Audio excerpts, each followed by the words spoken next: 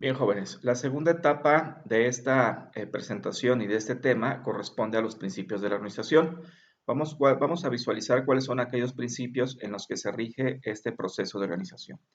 El primer principio es el de objetivo, que nos dice que toda y cada una de las actividades establecidas en la organización debe relacionarse con los objetivos y propósitos de la empresa.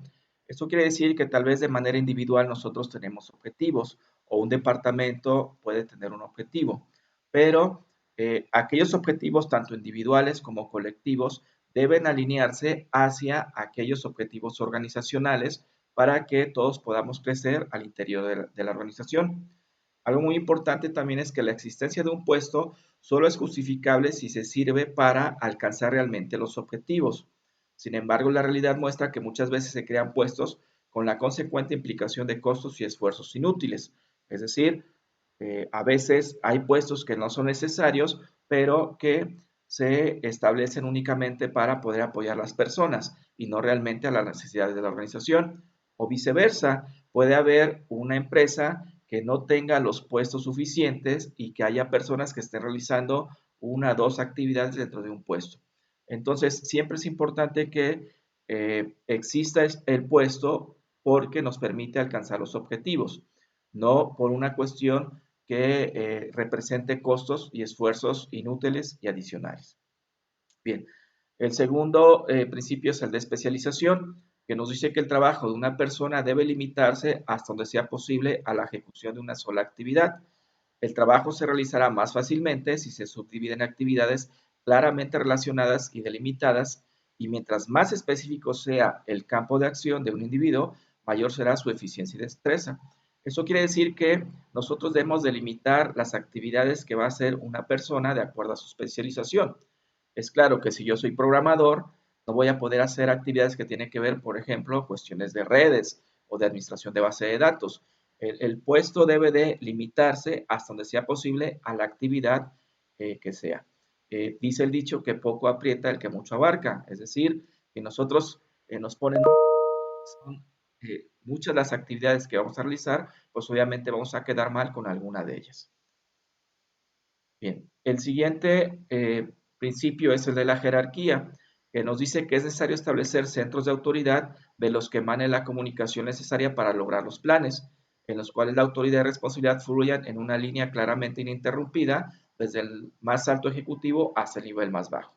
Entonces, en una empresa, en una organización, siempre va a haber una cuestión jerárquica. En una estructura organizacional identificamos cuestiones de jerarquía, es decir, cuestiones que tienen que ver con una autoridad y responsabilidad, de tal forma que esa jerarquía permite establecer de manera correcta los canales de comunicación para que puedan fluir de manera correcta, ininterrumpida, desde los niveles más altos de la empresa hasta los niveles más bajos, y siempre respetando la cuestión jerárquica.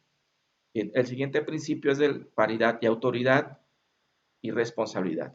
Este principio nos dice que a cada grado de responsabilidad conferido debe corresponder el grado de autoridad necesario para cumplir dicha responsabilidad.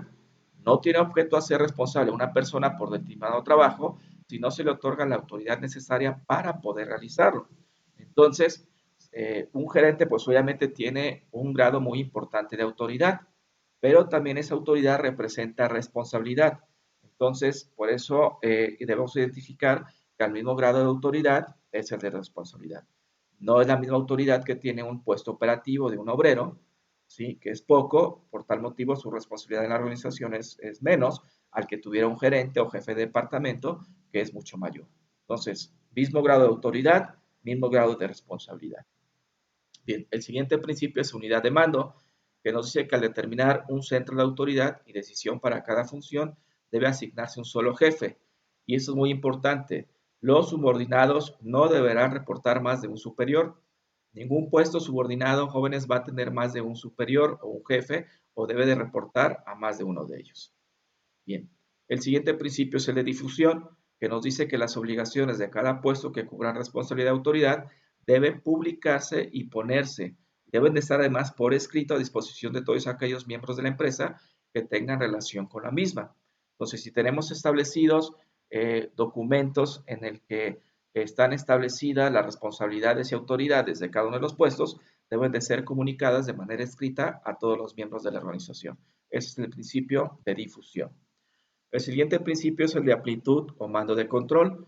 Este nos dice que hay un límite en cuanto al número de subordinados que debe reportar un ejecutivo, de tal manera que éste pueda realizar todas sus funciones eficientemente.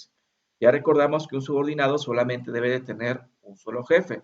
Bien, pues los jefes o un gerente se recomienda que no pueda tener más de 5 o 6 subordinados. ¿Por qué? Porque pierde ese tramo de control y obviamente hay cuestiones más importantes que tal vez tenga que realizar dentro de la empresa. Entonces, no más de 5 puestos de subordinados debe tener. Bien, de la coordinación. Este principio nos dice que las unidades de una organización siempre deberán mantenerse el equilibrio.